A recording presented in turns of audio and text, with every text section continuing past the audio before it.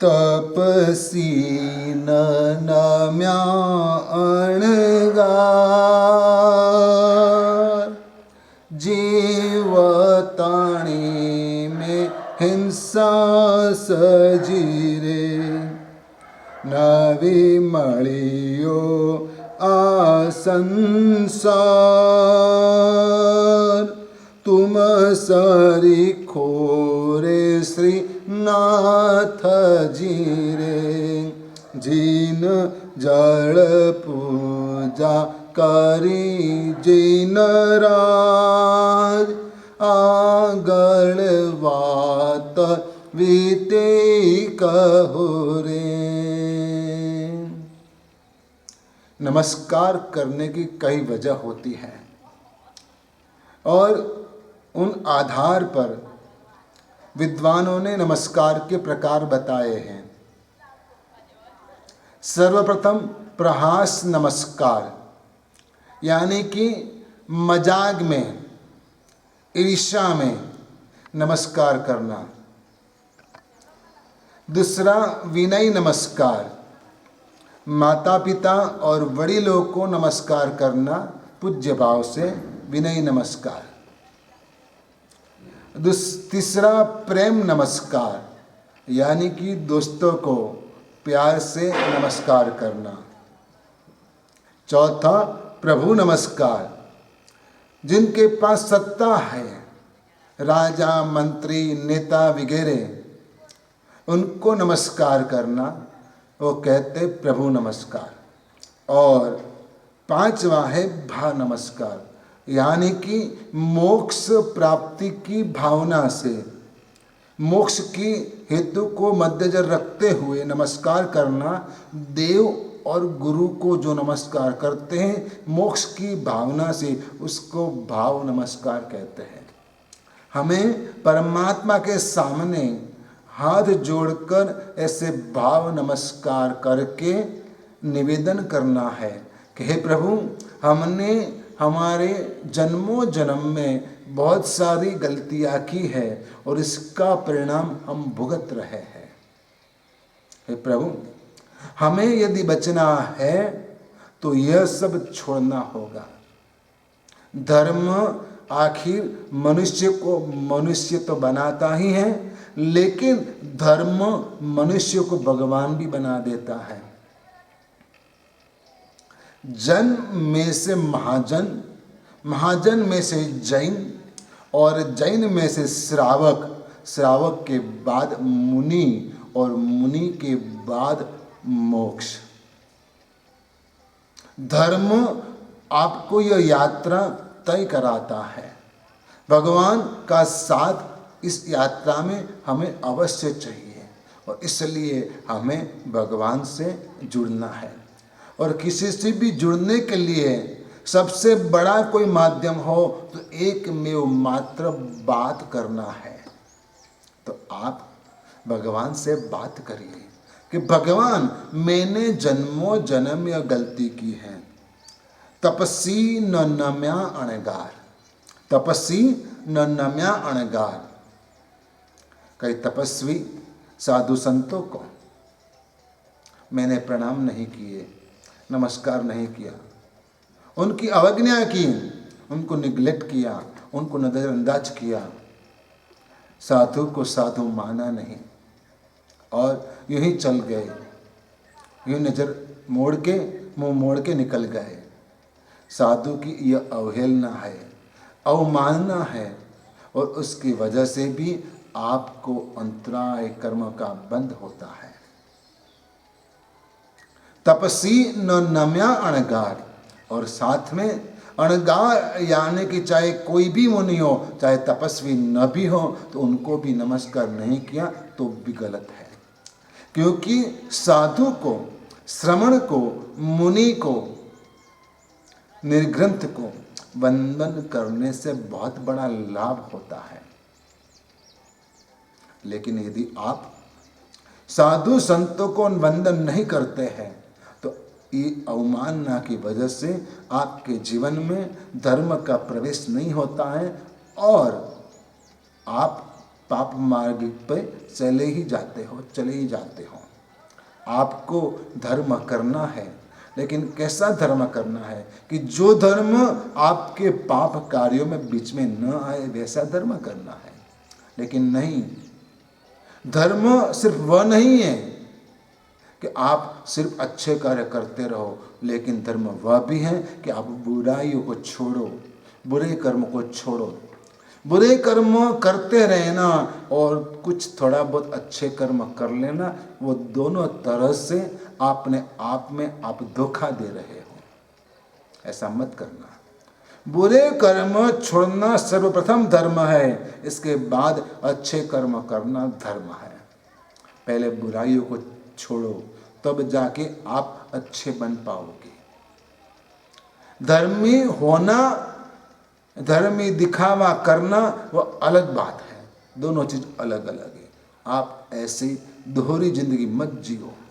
आप अपने आप में अंदर जैसे हो वैसे ही जीना सीखो, वैसे ही बाहर दिखाओ। दुनिया से डरो मत, दंभ मत करो, यह सब छोड़ो। बहुत कर लिया, आखिर क्या पाया, छोड़ो। भगवान के सामने ऐसा बोलना, ये सब बातें बता देनी, उसको आत्मनिवेदन कहते हैं। भक्ति के 9 प्रकार है, भक्ति के 9 प्रकार है, उसमें से एक प्रकार है आत्मनिवेदन। लोग्य सूत्र में यह 9 प्रकार 3 शब्दों में समा दिए गए हैं, समाविष्ट कर दिए गए हैं। कित्तीय वंदीय महिया, इस रूप से भगवान का नाम लेकर मैंने भगवान का कीर्तन किया। कित्तीय, बारंबार वंदे वंदामी बोल के भगवान को मैंने नमस्कार किया। वंदीय और महिया, भगवान के गुण गान गाकर मैंने भगवान की भाव पूजा की। इस रूप से कित्तीय वंदीय महिया, ये 3 शब्द में नवदा भक्ति को समाविष्ट किया गया है। कित्तीय यानी कि कीर्तन करना, तो उसमें 3 तरह की भक्ति का समावेश किया गया है। सर्वप्रथम श्रवण। श्रवण का मतलब है भगवान जो कहते हैं वो सुनना, भगवान जो कह गए वो सुनना। भगवान की वाणी जो गुरु महाराज पाठ से फरमाते हैं उसको श्रवण करना, उसको कहते श्रवण। यानी कि भगवान के गुणगान जो भी गा रहे उसको सुनना, उसको कहते हैं श्रवण। यह भी एक भक्ति है। व्याख्यान श्रवण करना वह भी परमात्मा की भक्ति है।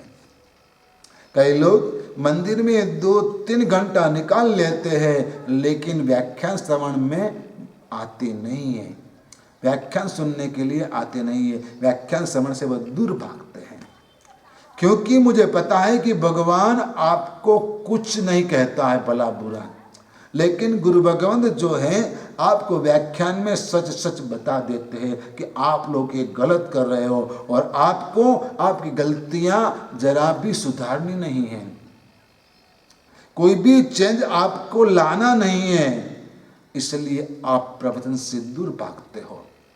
पूजा करना सरल है, प्रवचन सुनना बहुत कठिन है। पूजा के लिए 2 घंटा मंदिर में रहना अच्छा है, 2 घंटा गा लेना, 4 घंटा गीत गा लेना, पूजा के पाठ कर लेना, अंगुलिचना कर लेना, पक्षाल कर लेना, स्नात्र पूजा कर लेना सरल है। लेकिन जिन वाणी का श्रवण एक जगह बैठकर करना बहुत ही मुश्किल है, कठिन है। क्योंकि मंदिर में तो जहाँ तक आप इधर उधर हो पाओगे, इधर इस गर्भगृह में, इधर दूसरे गर्भगृह में, इधर तीसरे गर्भगृह में, और मंदिर में दूसरों के साथ आप बात भी कर लेते हो, आपको कोई बंधन नहीं है। लेकिन जिनवाणी के श्रवण करने में, व्याख्यान सुनने में तो आपको बंधन, एक जगह बैठना पड़ता है और चुप रहना पड़ता है, और चुप रहना मुश्किल है। बोलना बहुत सरल है, लेकिन सुनना इससे अधिक कठिन है। और आपको जिनवाणी श्रवण करना कठिन लगता है, लेकिन जिनवाणी का श्रवण करना वह भी परमात्मा की भक्ति है। कीर्तन दूसरे प्रकार की भक्ति है नवदा भक्ति में कीर्तन, यानी कि भगवान के नाम का कीर्तन करना, भगवान का नाम लेते रहना, रटते रहना, रटते रहना, रटते रहना, धुन लगा देना, कीर्तन करना, वह भी परमात्मा की भक्ति है। उससे मन शांत और प्रशांत हो जाता है, प्रसन्न हो जाता है, सभी स्ट्रेस छूट जाता है, शांति मिलती है भगवान का नाम लेने से। कीर्तन करना और साथ में ही स्मरण करना, यानी कि भगवान का नाम स्मरण शांत चित्त से बैठकर करना, स्मरण करना, उनके गुणों का स्मरण करना। यह कित्तीय शब्द के अंदर 3 तरह की भक्ति का समावेश किया गया है लोकस सूत्र में। और वंदीय, उसके अंदर भगवान को वंदन करना, क्षमासमन देना, प्रदक्षिणा देना, फेरी करना। कई लोग भगवान को प्रदक्षिणा देते हैं, 99 यात्रा 99 यात्रा करते हैं पहले तना के ऊपर, तब एक बार 108 प्रदक्षिणा करनी होती है, लेकिन इतने जल्दी भागते हैं कि बीच में 2-4 लोगों को तो टक्कर लगा ही देते हैं। उस रूप से प्रदक्षिणा न देना, लेकिन आराम से भक्ति भाव से भगवान को अपने सीधे हाथ रखकर प्रदक्षिणा देना है और बाद में क्षमासमन देना है। भगवान हमारे साथ में होने चाहिए और इसलिए जैसे भी आप मंदिर में प्रदक्षिणा देंगे तो भगवान आपके सीधे हाथी रहेंगे और भगवान को साथ में रखकर प्रदक्षिणा देना चाहिए और वंदन करना चाहिए। वंदन 3 क्षमासमन देना है, खड़े होकर झुककर विधिवत क्षमासमन परमार्जना करके करना है वंदन। अर्चन, परमात्मा की अर्चना यानी कि पूजा जो करनी है, अष्ट प्रकारी पूजा जो करनी है, वह भी अच्छे द्रव्य से, शुद्ध और उत्तम द्रव्य से भगवान की भक्ति करनी है। और पाद सेवन, प्रभु के चरणों की सेवा, गुरु भगवंतों के चरणों की सेवा करना, वह पाद सेवन, प्रभु के चरणों के दास होकर रहना, वह पाद सेवन। और महिया यानी कि दास्य भक्ति करना, खुद दास बनकर भगवान की भक्ति करना। सख्य भक्ति, भगवान को दोस्त मानकर, भगवान को मित्र मानकर, फ्रेंड मानकर भगवान से बात करना, सख्य भक्ति। और उसमें झगड़ा भी होता है। कभी आपने भगवान से झगड़ा किया? आप बात भी नहीं कर पाते हो तो झगड़ा करने की बात ही दूर है। यदि आपको किसी से नाता जोड़ना है तो आपको उनके आंखों में आंख लगाना पड़ेगा, आंखों में आंख डालकर आपको देखना पड़ेगा और इसके बाद उनके सामने आपको स्माइल देना पड़ेगा। जब तक वो सामने स्माइल न दे तब तक आपको स्माइल देना होगा और यदि आप स्माइल देते तो सामने वाला भी स्माइल कभी कभार तो देता है। कभी भगवान के सामने आप देखते नहीं ढंग से, कभी भगवान के सामने आप स्माइल नहीं करते, जब भी जाते हो भगवान के सामने रोते हो।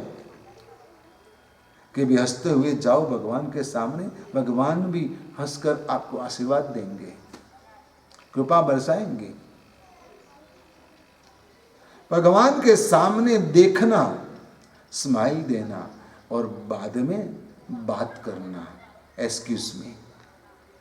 भगवान से कहो तो सही, कभी सुनेंगे, आपकी जरूर सुनेंगे, लेकिन आपको इसके सामने बोलने की हिम्मत चाहिए।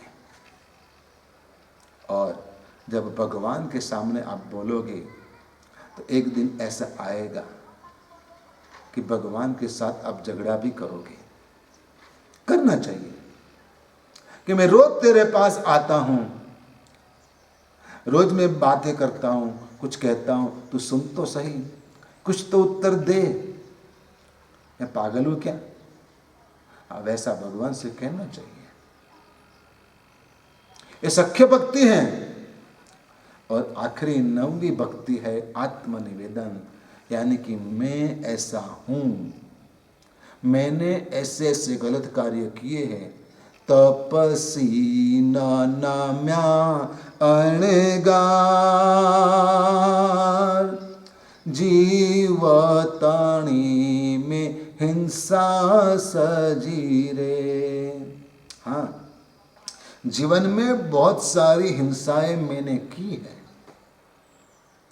प्रतिदिन उठते ही हिंसा आपके हाथों से हो रही है। बेवजह स्विच बोर्ड की स्विच को आप ऑन ऑफ करते ही रहते हो। कहीं भी तीर्थ यात्रा पर गए, धर्मशाला का कमरा लिया, जैसे ही कमरा खोला तुरंत आप फटाफट सभी स्विच ऑन करेंगे, चाहे धर्मशाला का कुछ भी नुकसान हो जाए। कभी कभार आपके वैसे स्विच ऑन ऑफ करने से बल्ब या ट्यूबलाइट बंद हो जाती है, काम में नहीं रहती, फिर ऐसा नुकसान आप कर बैठते हो। और बेवजह स्विच ऑन ऑफ करना वह भी हिंसा है।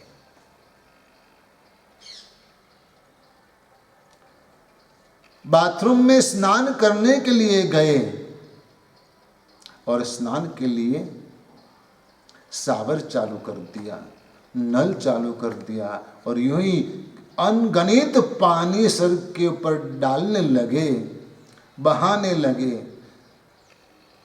बेवजह आप हिंसा कर रहे हो। एक बाल्टी लो, एक बाल्टी में चाहिए इतना पानी भर लो और उतने पानी से स्नान कर लो।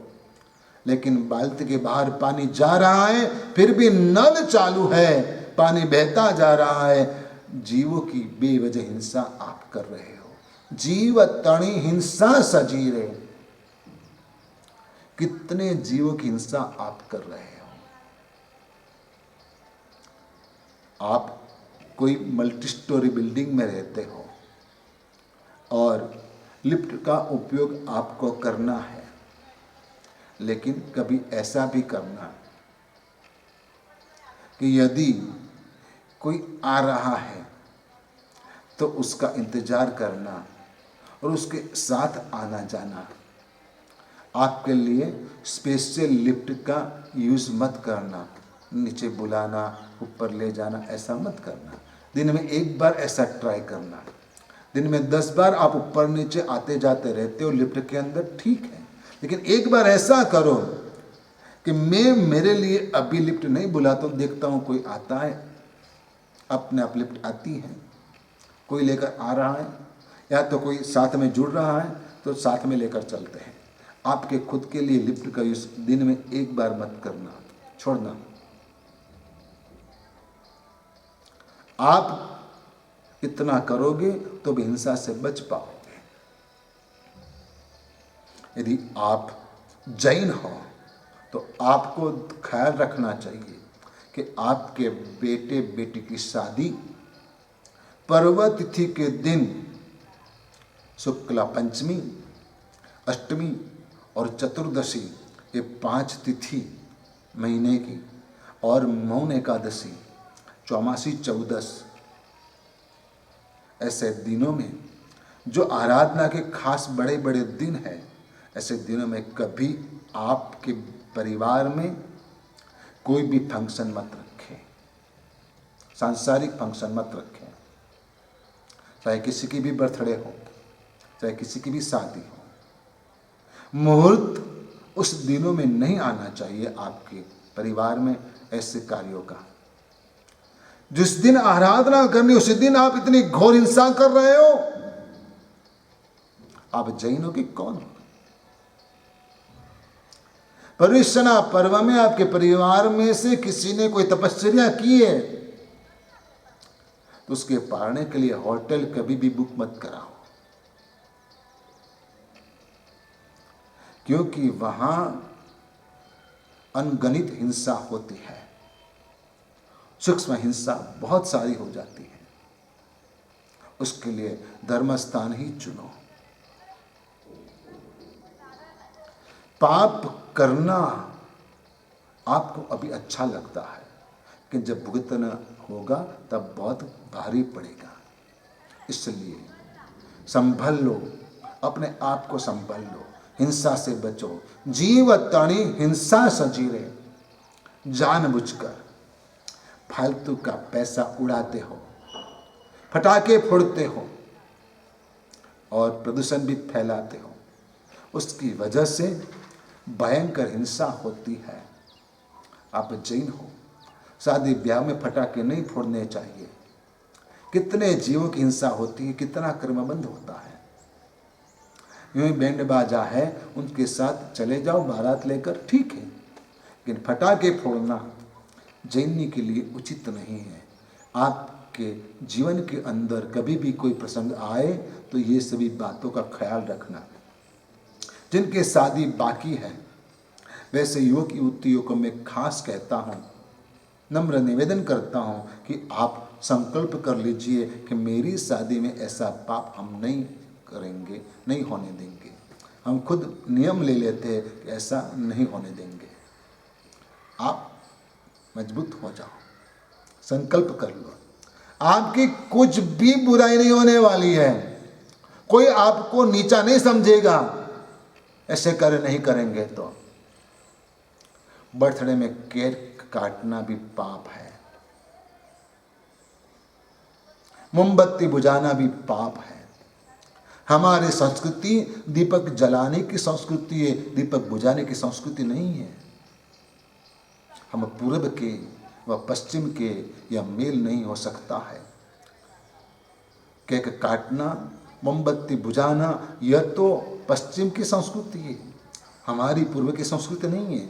हम पूर्व के व पश्चिम के यह मेल कभी नहीं हो सकता है। यहाँ सूरज उगता है और वहाँ सूरज ढलता है, यहाँ सूरज उगता है वहाँ सूरज ढलता है। यह तो उदय की संस्कृति है, दीप प्रगटाने की, दीप प्रागट्य करने की संस्कृति है, दीप बुझाने की संस्कृति नहीं है। जो लोग दीप बुझाते हैं, मोमबत्ती बुझाते, उनके इतने साल बुझ गए, मानो खत्म हो गए, बेकार गए। आर्य संस्कृति, भारतीय संस्कृति, दीपक जब तक जलता रहेगा तब तक जलने देंगे, उसको फूंक मारकर बंद नहीं करेंगे, बुझाएंगे नहीं। चाहे कितना भी घी तेल इसके अंदर हो, जलने देंगे। एक बार जला दिया बस छोड़ देते, वैसे ही रख देते हैं। दीप बुझाना उसको अमंगल माना जाता है। आप जन्मदिन के अवसर पर, बर्थडे के अवसर पर लोगों को देखते हुए आप वैसा कर लेते हो, पार्टी मनाते हो इकट्ठा होकर और ऐसे मोमबत्तियां बुझाते हो, आप अमंगल कर रहे हो, अपशुकन कर रहे हो, गलत है। जीव तणी हिंसा सजीवे, गलत है। ऐसे कार्य करने से अंतराय कर्म हमारे जीवन में आते हैं। लेकिन ऐसा हमने क्यों किया और हम क्यों कर रहे हैं? आप ऐसा क्यों कर रहे हो? क्योंकि नवी मलियो आ संसार, तुम सरीखो श्री नाथ जीरे, जल पूजा करी जीन राज, आगळ वात वीती कहो रे।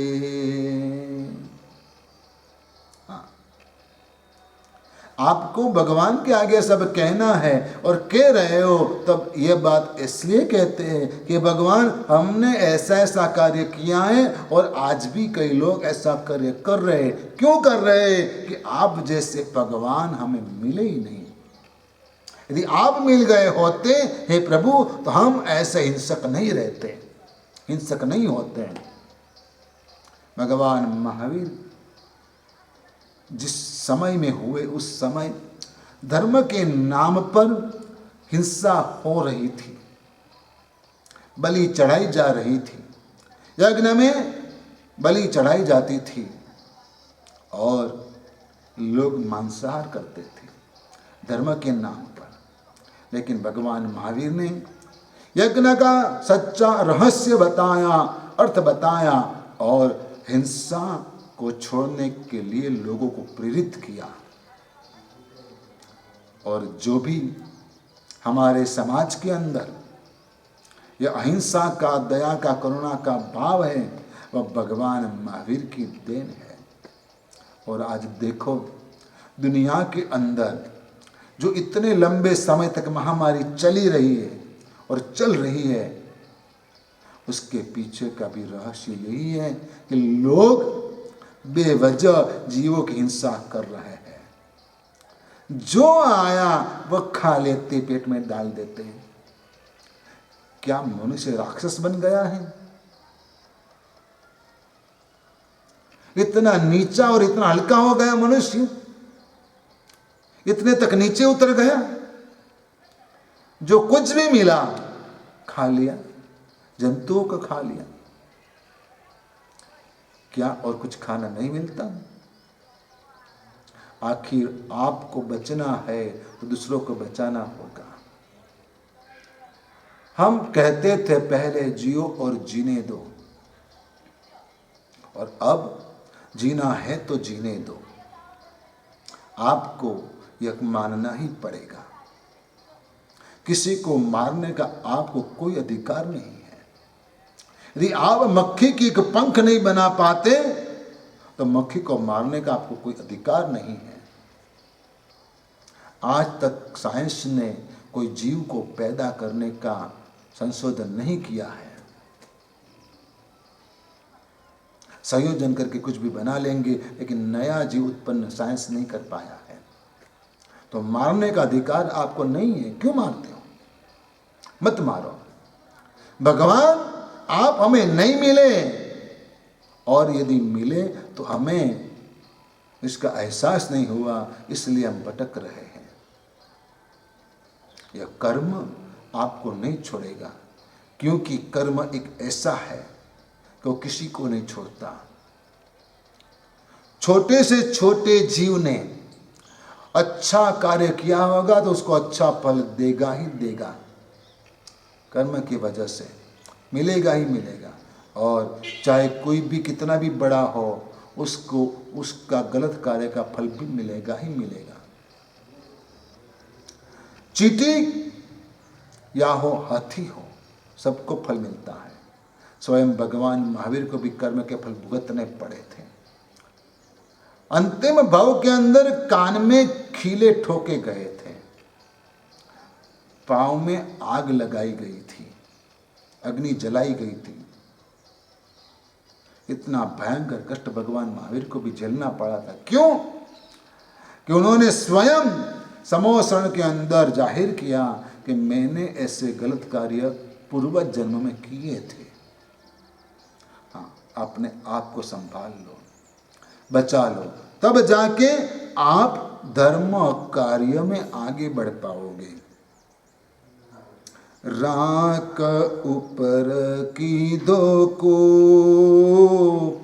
माठा कर्म प्रकाशिया रे, धर्म मार्गनो लोप परमार्थ केता हासिया रे, जड़ पूजा करी जिन रात, आगळ बात वीती कहो रे। हमारी आत्मा कर्मबंध करती है। किस रूप से करती है? उसके लिए जैन धर्म के पारिभाषिक कुछ वर्ड है, शब्द है, उसको समझना जरूरी है। और ये बातें थोड़ी थोड़ी समझ लोगे तो आपको पूरा कर्म विज्ञान, कर्म का सिद्धांत समझ में आएगा। अतिक्रम, व्यतिक्रम, अतिचार और अनाचार, ये 4 शब्दों को आप समझें। आप श्रावक हैं और हम आपको एक क्रेडिट देते कि हाँ आप श्रावक हैं। भले ही आपने एक भी व्रत नहीं लिया है, फिर भी हम आपको श्रावक कहते हैं, श्रावक मानते हैं। आपको हम सिर्फ जैन नहीं कहते, आपको श्रावक कहते हैं। श्रावक का मतलब यह है जो जिन वाणी का श्रवण करे, सुने, गुरु भगवंतों के प्रवचन सुने, श्रवण करे, वह माने विवेक रखे, क माने क्रिया करे, इसे श्रावक कहते हैं। श्रावक इसे कहते हैं कि जो सम्यक्ति होता है और 12 व्रत का स्वीकार करके अपना जीवन जीता है। या तो 12 में से कोई कुछ भी थोड़े 2, 4, 5 व्रत का भी स्वीकार करके वो अपना जीवन जीता है और धर्म भी करता है, व्यवहार भी चलाता है, उसको श्रावक कहते हैं। लेकिन आपने यदि एक भी व्रत नहीं लिया है, फिर भी हम आपको श्रावक के रूप में पहचानते हैं। लेकिन आपको ख्याल रखना चाहिए कि आपको कभी कभार भी व्रत नियम लेने चाहिए। व्रत नियम लेने से हमारा विल पावर मजबूत होता है, सेल्फ कंट्रोल आता है, क्योंकि अपने आप के मन के ऊपर आपको कंट्रोल पाना जरूरी है। और नियम लेंगे तो ही आप कंट्रोल कर पाओगे अपने आप को, नहीं तो मन तो लालची है, कहीं भी जाकर बैठ जाएगा, उसका क्या ठिकाना। इसलिए आप नियम लीजिए, नियम लेने से आप पापों से बच पाओगे, क्योंकि दुनिया में सभी बातें नियम से ही होती हैं। ड्राइविंग के भी कुछ नियम होते हैं, गवर्नमेंट चलाने के भी कुछ नियम होते हैं, व्यापार में भी कुछ नियम होते हैं, परिवार का खुद का भी कुछ नियम होता है, और सोसाइटी का कुछ नियम होता है, और क्लब के कुछ रूल्स रेगुलेशन होते हैं, ट्रैफिक के भी कुछ नियम रहते हैं। देश में अन्याय न बढ़े, चोरी जारी वगैरह गलत कार्य न बढ़े, और करने वाले को इसके लिए सजा देने के भी नियम होते हैं, कानून होते हैं।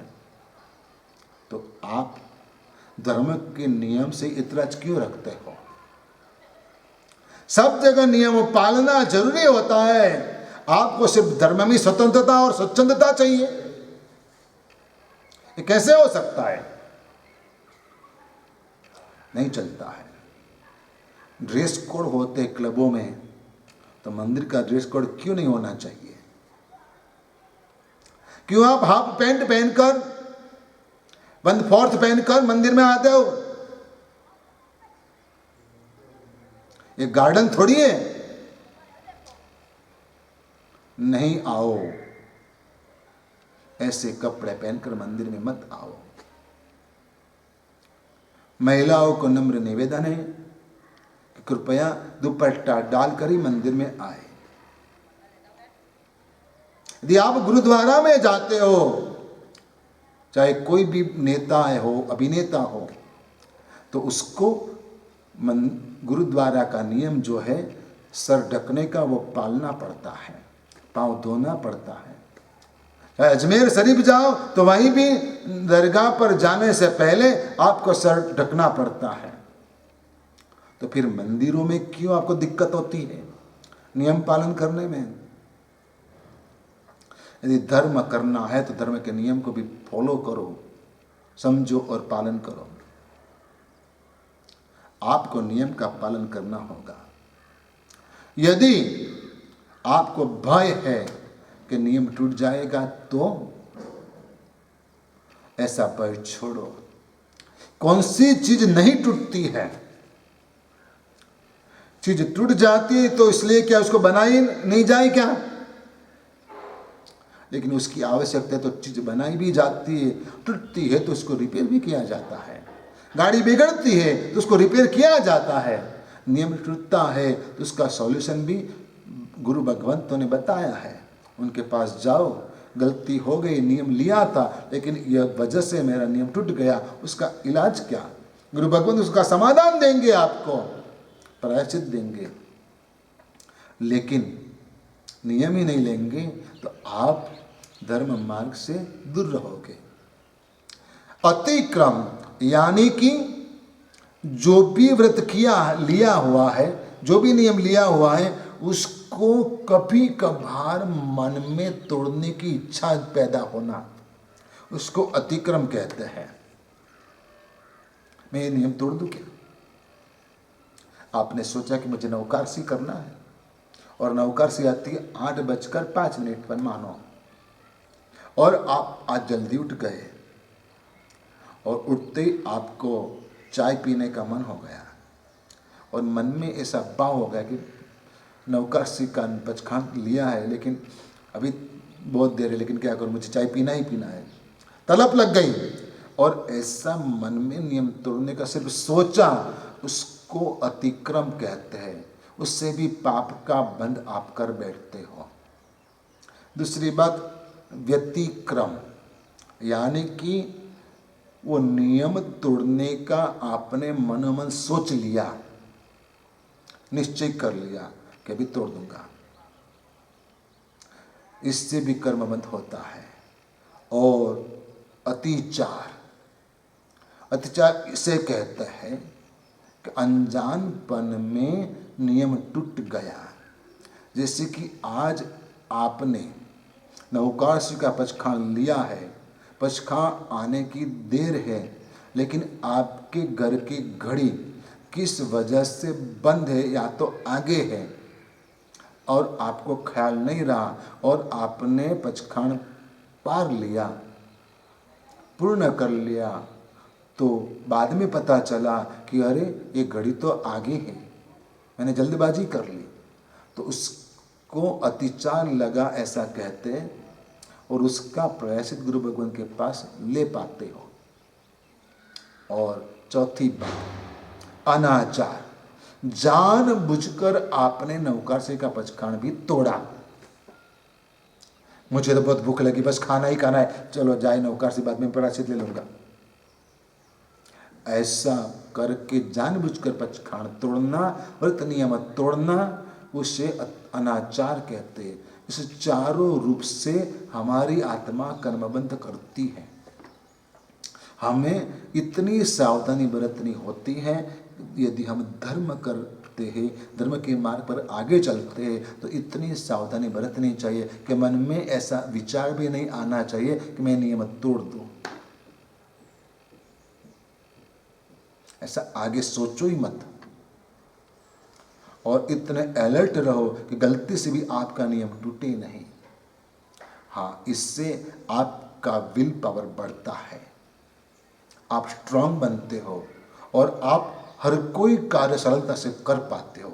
इसलिए नियम तो अवश्य करना चाहिए, लेकिन जो अधर्मी आत्मा है, जिसको धर्म के प्रति श्रद्धा नहीं है, वो कुछ भी कर लेते हैं।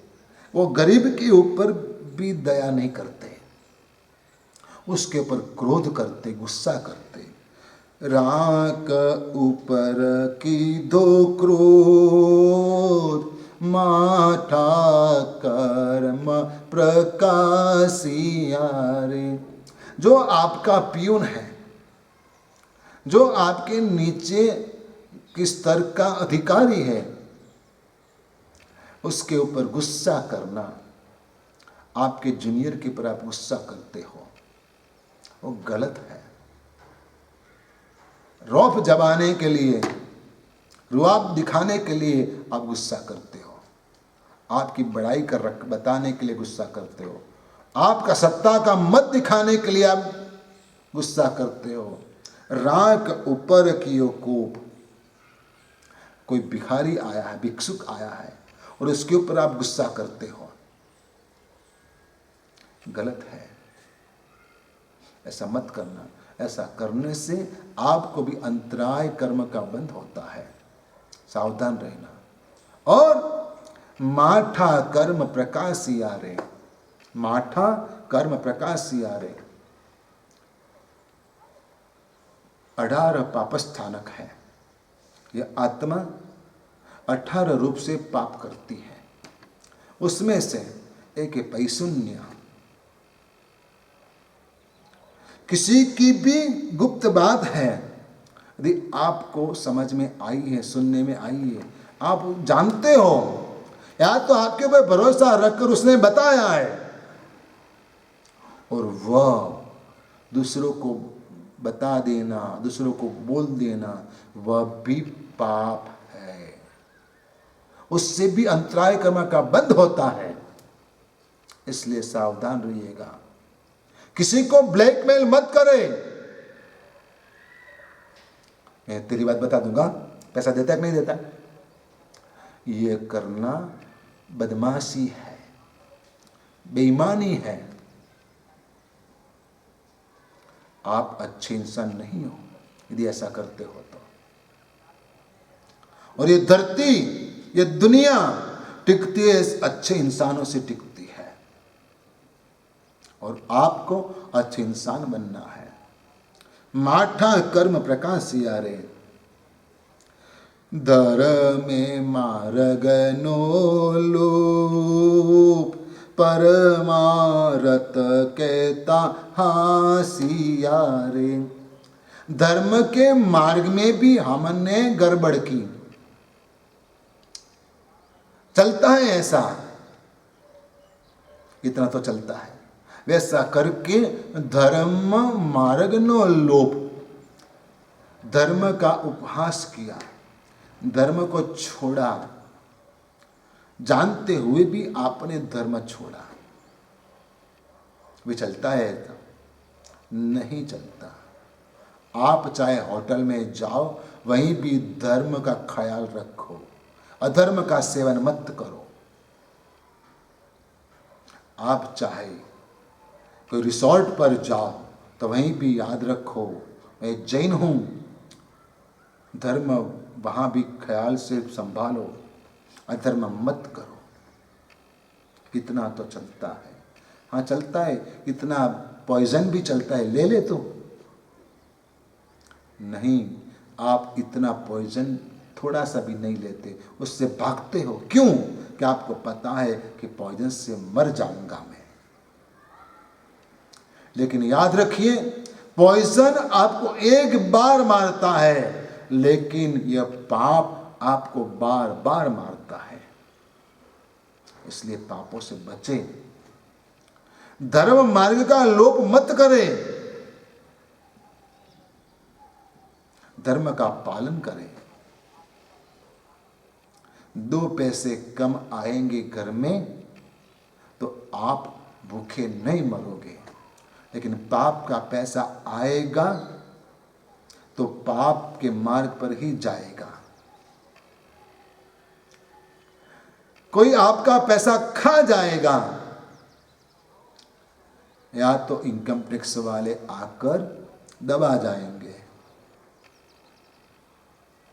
या तो बड़ी बीमारी घर में किसी को आ जाएगी कि आपका पैसा उसमें चला जाएगा। बेईमानी मत करो, ईमानदारी रखो, नित्य के मार्ग पर चलो, धर्म के मार्ग पर चलो।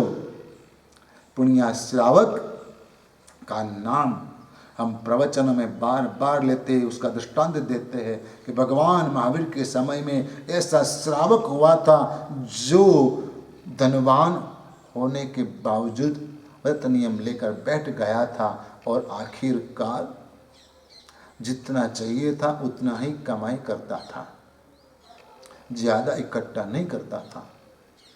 और जिस जगह उसको नीतिमान देखकर 2 पैसा ज़्यादा दिया जाता था, उस जगह पर वो जाता नहीं था। इतना नीतिमान हो गया था कि उसके घर में रसोई पकाने के लिए उसकी पत्नी किसी का कंडा उठाकर लेके आई और उससे रसोई बनाई, तो भी पुण्य श्रावक को बेचैनी हो गई थी। और इसलिए स्वद्रव्य से पूजा करना इससे ज्यादा महत्वपूर्ण है न्याय द्रव्य से पूजा करना। स्वद्रव्य तो बात की बात है, लेकिन उससे अधिक श्रेष्ठ बात यह है कि न्याय द्रव्य से भगवान की पूजा करना, बेईमानी से कमाया हुआ धन भले ही आप धर्म के मार्ग में वापरो, खर्च करो, लेकिन उससे इतना पुण्य नहीं मिलेगा जितना न्याय द्रव्य का व्यय धर्म के मार्ग पर करने से मिलेगा। चाहे 1 रुपया भी क्यों ना खर्च करो, लेकिन न्याय से पाया होना चाहिए। आप 50 करोड़ 100 करोड़ बेईमानी से कमा लो और 1 करोड़ का दान दे दो, उससे भगवान प्रसन्न होने वाले नहीं है। भूल जाओ ऐसे भक्ति को। ठीक है, आप खर्च करते हो, अच्छी बात है, लेकिन यह आपके हित में नहीं है और धर्म के हित में भी नहीं है। धर्म संस्थानों में गड़बड़ी पैदा हुई है, उसकी वजह भी यही है कि ऐसा धन धर्म संस्थानों में आया है और इसलिए धर्म मार्ग नो लोभ परमार्थ कहता हासियारे। और मैं ऐसी बात करता हूं परमार्थ की तो आपको हंसी आती होगी। कोई आपको आपके कल्याण के लिए सत्य की राह बताएगा तो आपको मजाक लगेगा, आप हंसेंगे कि तो कि ऑर्थोडॉक्स ऐसा कहोगे आप।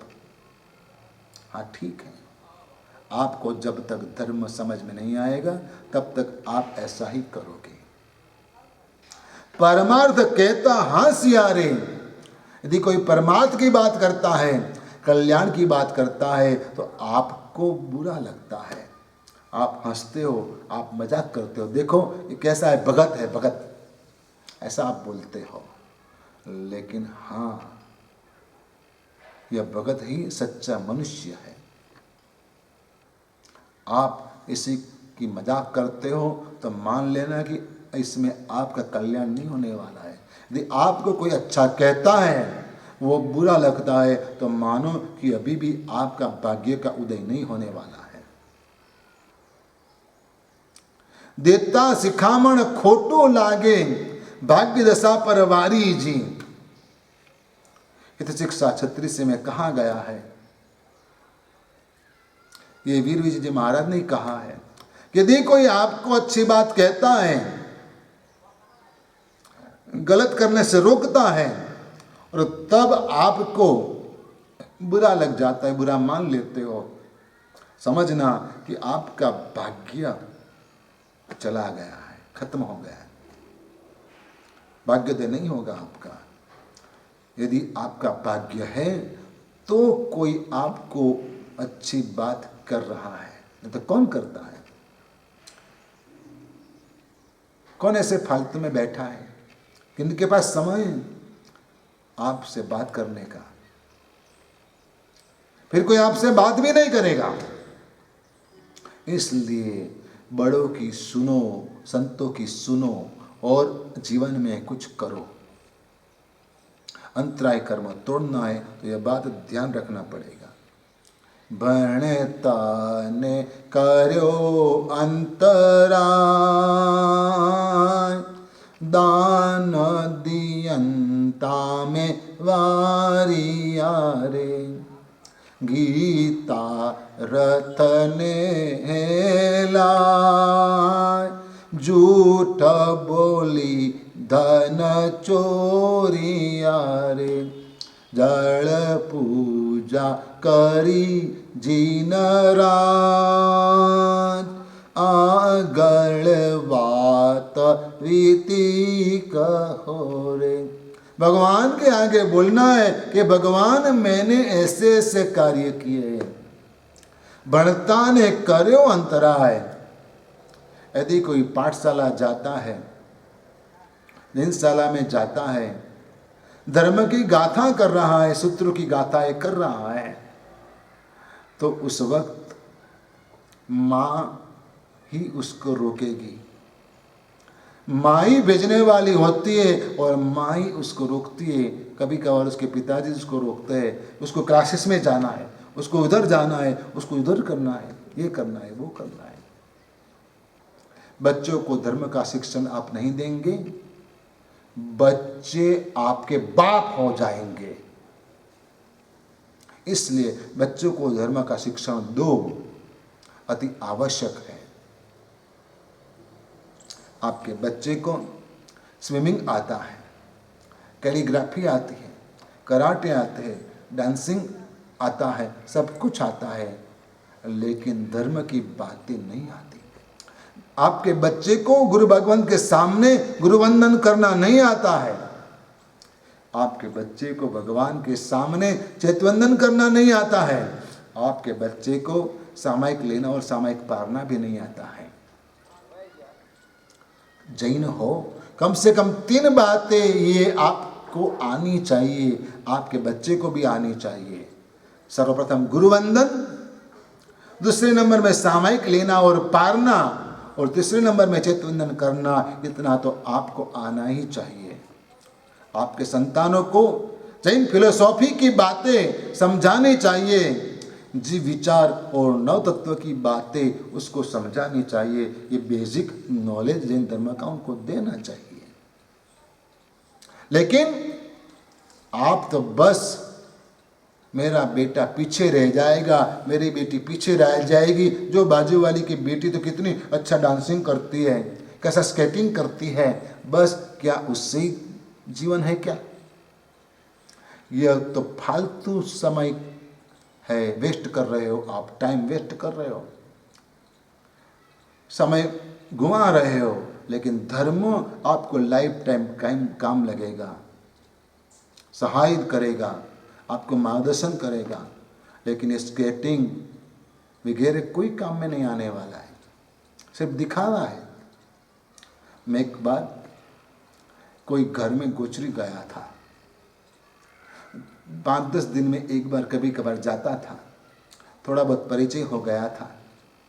और परिवार में 2 बेटियां थीं, टीनेजर्स थी, तो कुछ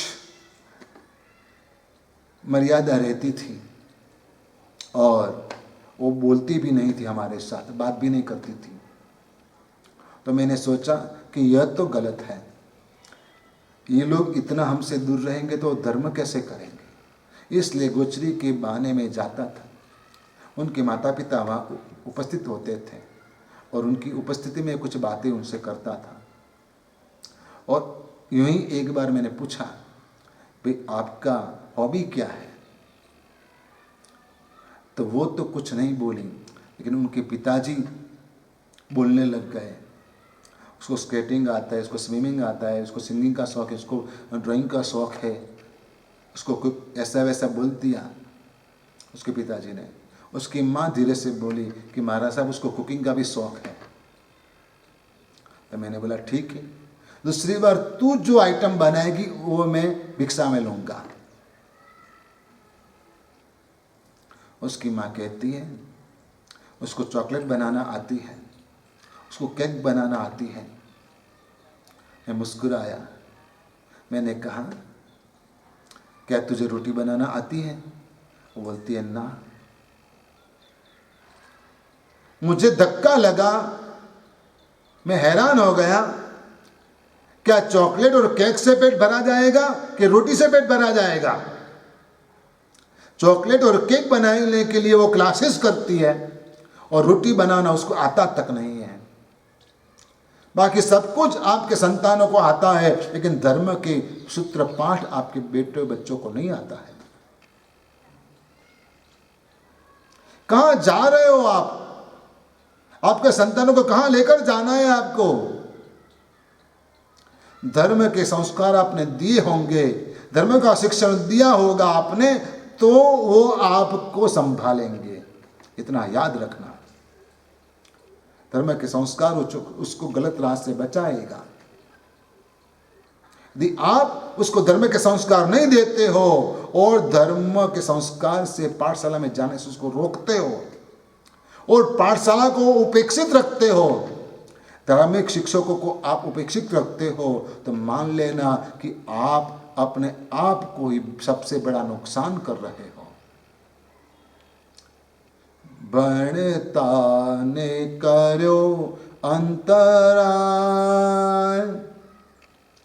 हाँ, गुरु भगवंतों को ठहरने के लिए उपाश्रय हैं,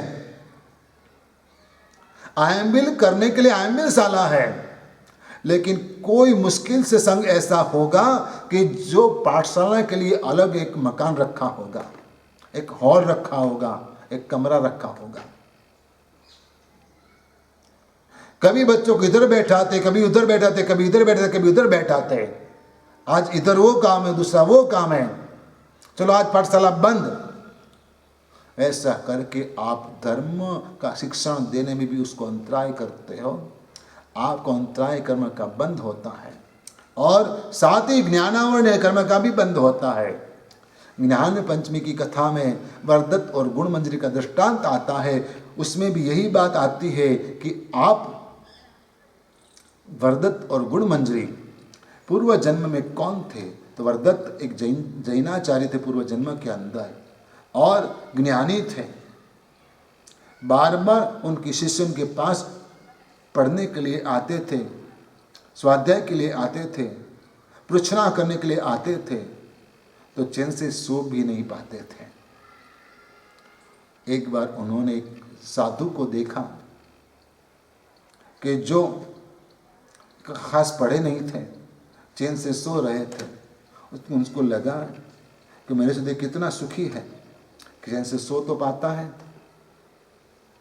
तो शिष्यों को उन्होंने पढ़ाई कराने का छोड़ दिया, अंतराय किया। तो आखिर दूसरे जन्म में वरदत्त बने, राजपुत्र होने के बावजूद भी गूंगे बन गए, मूंगे बन गए, ऐसा जन्म मिला। गुणमंजरी ने अपने बेटों को शिक्षा गुरु की अवमानना करने को सिखाया, मारने को बताया कि उसको जाके मारना, नहीं पढ़ना, चलो जाओ। और ऐसा किया तो आखिर गुणमंजरी की भी ऐसे हाल हुए। ज्ञान की विराधना की, किसी को पढ़ने से रोकना, उसको डिस्टर्ब करना, वह भी अंतराय कर्म बंध का कारण होता है।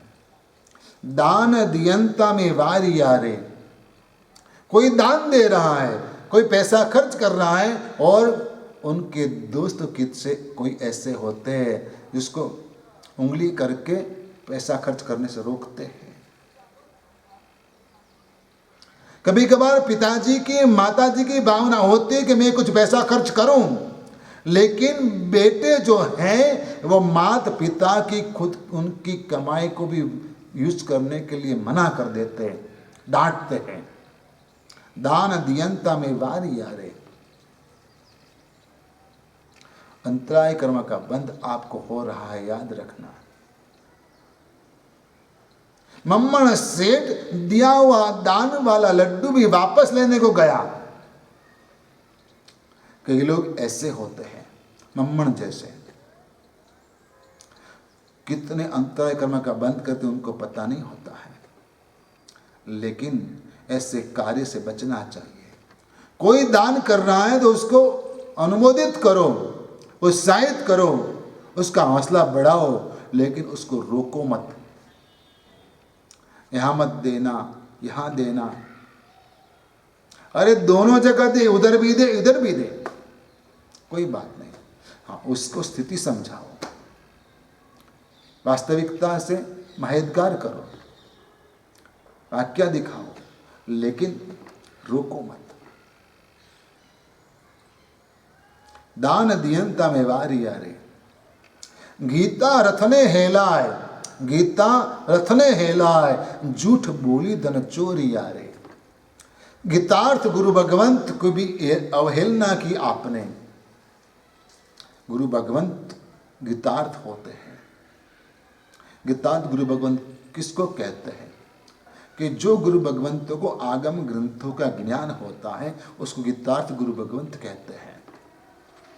और वैसे गीतार्थ गुरु भगवंतों की भी आप अवमानना करते हो, उसकी अवहेलना करते हो। ये तो मुनि है, उनके कोई शिष्य नहीं है, ये तो वो हैं, अकेले हैं, एकल विहारी हैं, ऐसा कुछ भी बोल के उनकी अवमानना करना वो अंतराय कर्म का बंद करने वाली बात है। जब तक आप उनको जानो नहीं, पहचानो नहीं, तब तक आप कोई भी उसका ओपिनियन उसके लिए नहीं दे पाते, नहीं देना चाहिए। आप किसी को अन्याय कर बैठोगे, गीता रत्ने हेलाए, गीतार्थ की अवहेलना की, उसको माना नहीं, गलत है। उसकी बात माननी चाहिए, श्री संघ को भी माननी चाहिए। कई ट्रस्टी ऐसे होते हैं जो गुरु भगवंतों को सिर्फ इनकम का साधन मान लेते हैं कि गुरु भगवंत आएंगे तो आमदनी होगी, इनकम होगी संघ के अंदर, और बाद में गुरु भगवंतों के साथ अपमानित व्यवहार करते हैं, गुरु भगवंत का अपमान करते हैं। वैसे ट्रस्टी शास्त्रकार भगवंत कहते हैं कि आखिरकार संघ का भार लेकर डूबेंगे और नरक में जाएंगे। गुरु भगवंत की अवमानना करना वो सबसे बड़ा पाप है।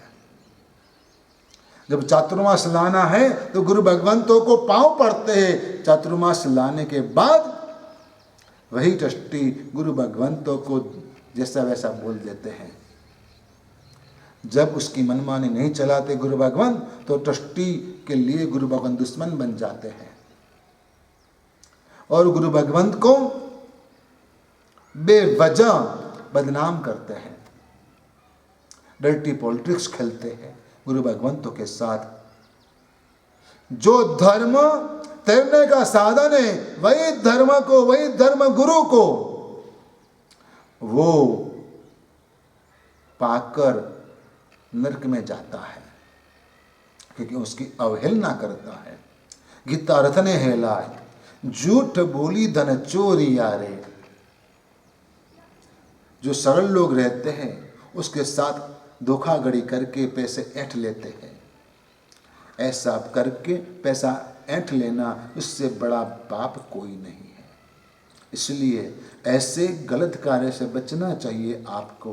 वीरविजय जी महाराज कहते हैं कि इस कार्य करने से अंतराय कर्म का बंद होता है। आपको जीवन में अंतराय नहीं चाहिए तो किसी को अंतराय मत दो।